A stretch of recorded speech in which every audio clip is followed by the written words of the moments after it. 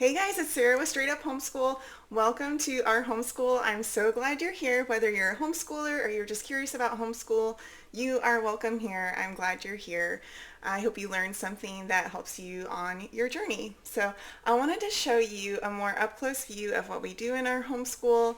This is our homeschool. I wouldn't say it's like our homeschool room, but it's where I kind of have like my staging area or kind of like a home base area for school. So we have our little table, our dogs. I feel like my dogs are always in the video. It's like a Where's Waldo, but like where are my dogs? So, anyways, they love the attention. They think everybody comes to visit them. But anyways, this is not about dogs. This is about our school. Our dogs do play a huge role in our school. My boys love petting the dogs, especially in the mornings. It's kind of grounding for them. But anyways, this is where we do school. Our room has not always looked like this.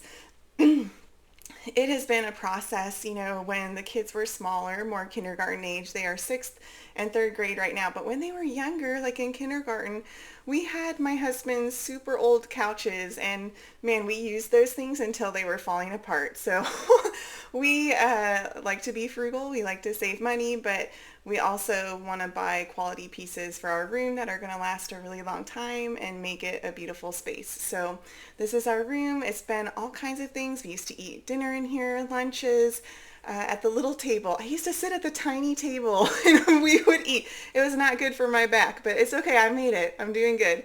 But anyways, so I just wanted to show you our room. This is what I normally dress like, you guys. I don't normally do my hair and makeup all the time. Once I put my hair up, it is up until I wash it. I get all kinds of crinkles in it. I have really thick hair, so it just gets wild and crazy, and it gets kind of distracting too when I wear it down all the time. But anyways, I don't wear makeup usually. It's better for your skin if you don't wear makeup. That's what I tell myself, or maybe I'm just being lazy. I do wear makeup sometimes, but also the glasses. I just wanted to show you this is what I look like. I don't typically get all dressed up to do school. Sometimes I'm in my pajamas. I try not to do that because I just feel a little bit like a failure when I wear my pajamas. I don't know. I don't know if anybody's feeling like I'm really winning when I wear my pajamas. So anyways, I do try to put on non-pajama clothes. But yeah, that's a little bit of background. I'll be back with more information. So I wanted to give you a glimpse, or what I'm calling a fly on the wall view of our homeschool. Years ago, when we were thinking about homeschooling, I had asked a friend who homeschooled, can I see your homeschool? And she just kind of looked at me, and I never saw her homeschool, which is fine. Like, she wasn't a close friend. But if it was a close friend, then like you should totally show me your homeschool. But anyways, then years after that, I had a friend who asked me, can I see your homeschool? And I was like, yes, I'm going to show you all the things. Like, come over. I did. I showed her all the things. And then she goes, okay, now are you going to homeschool? And I was like, oh. So, I realized there is a difference between just like looking at the books and actually, teaching. There's a bit of a gap there. And I would say, the teaching is going to look different for everybody, for every student, for every parent. Everybody's going to have their own style of how they teach. Just, I went to public school.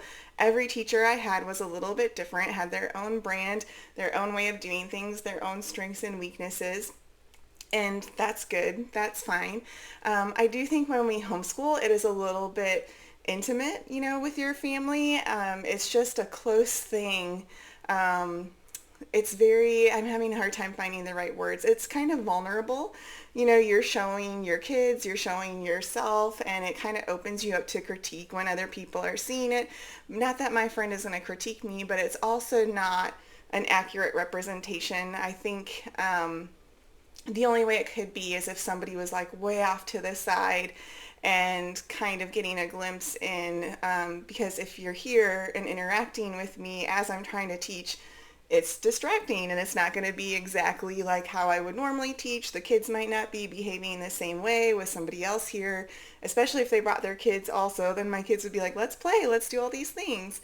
So yeah, I'm going to try to do it as best I can. I do have one little glitch in the system, is that we are not going to have our kids on YouTube. My husband and I talked about that, and we just don't feel comfortable with it right now. My kids would love to be on YouTube. So they think it would be amazing and would love to go viral because, we're going viral over here. I'm just joking. But anyways, so they aren't going to be on. And so I'm a little bummed. My vision was to show you curriculums and books and then show us using them and really give you an idea of how it kind of works and how it flows. But that's okay. We can adjust. So I'm going to show you what we do and then try to go over it. Only my kids will not be here. So that is, I guess where the specialness of homeschool is interacting with your kids and knowing their strengths, knowing their weaknesses, knowing the little looks they give of a little spark or a look of oh, I don't understand this. And, the way you can joke around with things or go slower on things or faster on things. And so it's just been a really special time to spend with my kids while we homeschool. And so, yeah, let me check my chart and then I'll be right back. Okay, I'm back. Sorry. I don't want to miss anything, and I also don't want to have a bunch of awkward pauses and then try to edit it all. And I'm like, what am I doing? I don't know. So I also feel like when I start talking, I'm like trying to breathe in between it all. But so how I decided our morning routine. So the Texas laws for homeschoolers are that you need to teach reading, writing, arithmetic, and you also need to teach how to be a good citizen. If you are not in Texas, your state laws are going to be different, so please check your state laws. So none of the things we do for our morning routine are part of the Texas laws. I guess maybe the how to be a good citizen, because our morning routine mostly focuses on Bible and prayer and hymns. So maybe that kind of fits in on character and values and morals and stuff, but these are things that we decided we want our family to know and that we want to focus on. And so that's how we chose what we're doing for our morning routine. This has been the first year we've done our morning routine exactly like this. Other years we've focused on other things and done other books, or maybe we just jumped right in with language arts or something like that. And we might do it different next year. And that's okay. That's the beauty of homeschooling. You can change it up and make your routine what you want it to be, but this is our routine for right now. Okay, I'm going to talk about how we actually do our morning routine. So if you've already watched some of my other videos, I'm going to do a little tiny bit of repeating just because I think it's so important. So in the morning, I always try to make my kids feel loved and cared for and noticed and seen. So I'll rub their backs in the morning or just be talking with them. I'm having some sort of positive interaction with them. Positive interaction. Positive. It just sets the stage for connection and sets the stage for a good day. So also before we start our morning routine, we already have breakfast out or already made out. They can still be eating, but it's ready. My focus is no longer going to be on food or cleaning the house or any other thing. It's going to be on teaching and on my children. So that is the focus. So before you start, please do those things. So I have a bell. My kids normally are playing outside in the morning. We don't start in an exact time. We probably start between 8:15 and 8:45 consistently. And I just like that flexibility. Sometimes my husband is traveling. Sometimes other stuff is going on, or I went to go work out. And so we start closer to 8:45. But they know that when I ring this bell, it's just a wooden and metal bell. It's time to come in and we're starting school. Or even if they're in the house, I can ring the bell, but sometimes I'll just say, hey, we're starting school. But when they're outside, it's nice out right now, so I'm like, please go play outside. That's our number one reason for homeschooling, is that our kids can be active and outside. And right now in Texas, it's finally nicer weather, so they are outside playing in the morning, and I love that. I love it for them. I love it for me because it's a little bit peaceful, more peaceful in the house, and I can kind of focus and concentrate and start out my day fresh with them, teaching them in a fresh way, like I'm not burnt out or whatever. So that's how we start. I ring the bell. They know they better be coming in here real quick because we're starting. Oh, yes. Then the next thing I do, sorry, I'm looking at my chart. I want to make sure I cover everything for you guys. I go over the day. I have two examples of calendars. One is a pocket chart. I'm going to grab it. One is a pocket chart. This is a pocket chart if you don't know. Some of the cards fell out. But we used this when the kids were little. Um, they loved it. It's easy to see. It has all the different cards for all the holidays and whatever. Right now, I just have this little thing that has the date on it. It's my son's birthday. Happy birthday, Ben. Um, he's amazing. I love my kids. But anyways, so we go over the day. So if we have any activities going on, I'll talk about that. If my husband is traveling at all, if we have any appointments going on, I'm going over it and setting the vision for the day. Sometimes too, if we have stuff going on, we might not be doing full school. I might say like, hey, we're only going to do these subjects today because we have XYZ things going on. I mean, that's not the normal, but like that's the time when I'm going to say it is in the morning when I'm going over the schedule. Real briefly, I want to talk about appointments. I am super picky about scheduling appointments. I like to schedule them in the afternoons. I used to only schedule them on Friday afternoons. I was like cutthroat at one point. I was like, only Friday afternoon. I was just like desperate to have consistency in our schedule and peace in our schedule. I don't like constantly looking at the calendar or at the clock. Like I want to be able to relax and learn and kind of lose ourselves in the learning and not be a slave to the clock. I don't like that. I don't always want to be looking at my phone. That's a whole nother topic. But anyways, I try to be conscientious of like where our appointments and activities are scheduled, and I try to schedule them for the afternoon so our mornings can be super consistent, and just that we can have routine, that my kids can have stability. So we do have classes one day a week, and when they were little, I tried to schedule classes in the afternoons, but we are taking some classes in the morning and afternoon on Thursday this week, and it works out okay. Like it's going well. This is the first year we've done that, and like so I'm open to some of those things, but just really my advice to you is to be really cautious of how you're scheduling things and what your goals are, and if your schedule is helping your family with the goals, or if it's super stressing you out, or if it's stressing you out a little bit, like see how you can finagle the schedule and work it to serve your family. That the schedule should be serving your family. Of course, there's always things that we don't want to do or things that we have to do or feel called to do, and that's fine. Just if you are consistently having issues with the schedule, maybe check it out. Pray about it and think about it. So that's it for my intro. I'm going to show you this is a super long intro. I don't mean intro, but like kind of the background of what we do for our morning routine. And then I'm going to show you our books and kind of go through the process. Okay, I'll be right back. All right, so this is where we store all of our morning routine books. They're in this basket. I love this basket. It has a lid with it to cover all my junk. I have stuffed this so full. It's not junk, it's treasures. But I have stuffed it so full of my treasures, and so this just kind of keeps it looking nice. Right now, it does look pretty decent. I just have books in it. But this is where we store our hymn books, our Bible books, our Veritas Press Bible cards. So yeah, this is where we keep all the stuff. It's all in one spot. I go move all the books. I don't move the basket. I don't want like the bottom to, take too much stress with all the weight of the books. But I'll just take out the books that we're using that day, take them over to the couch. The love seat is where I usually sit, and we'll start our school day.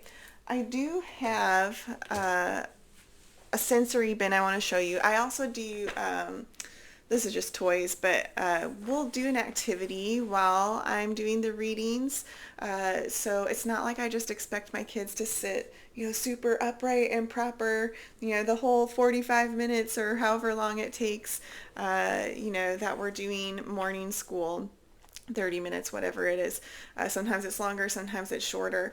But I do, these are little castle blocks and knights and horses and things. But we've done Play-Doh, we've done art activities. Sometimes I'll just bring out different toys or building type toys, freestyle play toys, Legos that they can play with while I'm doing school. I do expect it to be somewhat quiet. I don't mind a little bit of respectful whispering. But yes, I think they listen better when they are playing. So yeah, that's where I keep all of our morning stuff. It's all in the same spot. And then I just get it set up on the love seat and then we start our day. So I'll head over to the love seat and bring you with me. All right, this is the last segment, I promise. Thank you for joining me on the couch. This is where I teach in the mornings, pretty much every morning. Occasionally I'll change it up and go to the living room or somewhere else, but this is where we start our day. So I've already got breakfast set up. I've reviewed the schedule for the day. I've connected with my kids and had some sort of positive interaction. I have some sort of toy or activity set out for the boys to do while I teach, and I'm going to start teaching. Oh, and I also have my tea and my water. I am hydrated. I'm ready to go. Yeah, so everything is set up because once I start teaching, we're focusing. I'm not saying like I'm super strict, but like I'm teaching and we're moving forward. I think with kids, there's always a little bit of like, oh, can we, not do school today? Like, no, we're doing school and we're doing it now. So now.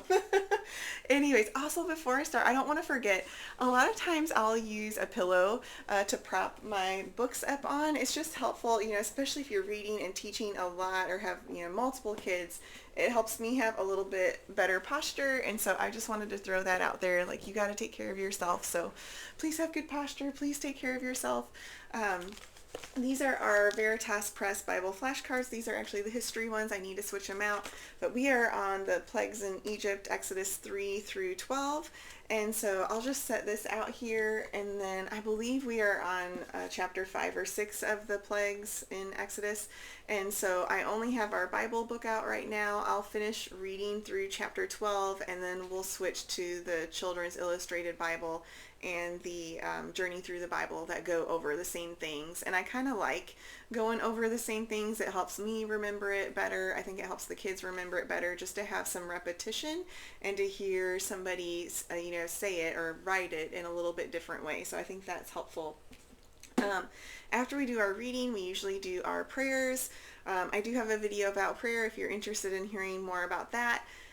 Y'all, that video I did not want to make, but the Lord put it on my heart so much and I was like, fine, I will do it.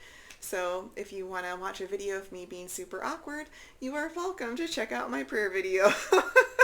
Okay, then we'll also do hymns. These are just hymns that I copied from the Not Consumed. Oh no, what happened? Oh no, let me see if I can get you back. Whee! I'm over here. Okay, I'm back. The screen went blurry for a minute, but so this is just the copies that I've made from Kim Sorgius's Not Consumed Ministries, the Still Singing book. This is just for our personal use. I'm not making tons of copies, or if there's a hymn that we sing in church, I'll just find it online and print it off, and so then we'll go over that.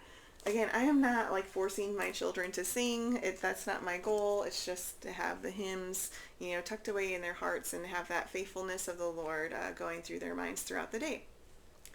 Okay, we're also doing the scripture memory system. Man, this is so easy to forget, and it's easy for me to not want to do it, but I'll just open this up and try to make it fun. As fun as scripture memory can be. One of my tips, if you remember, I do the fan out of the cards and let the kids pick it. Once they memorize a verse, they get to pick out a piece of candy or picked out a small piece of a baked good, or I would prefer baked goods to candy. Yeah, that is our morning routine, and just try to have those interactions with your kids that are positive and encouraging and uplifting and silly and just a really sweet time. You know, not everything is going to be um, easy or fun, but I think, you know, we can really connect and love each other and learn at the same time. So thank you for joining us on our morning routine. I hope you learned something. I hope you found it encouraging. Again, you don't have to do exactly what we do. This is just what we're doing for this year. We might do something different in the future, but I wanted to share it with you and hopefully encourage you on your homeschool journey. So, all right, thanks guys.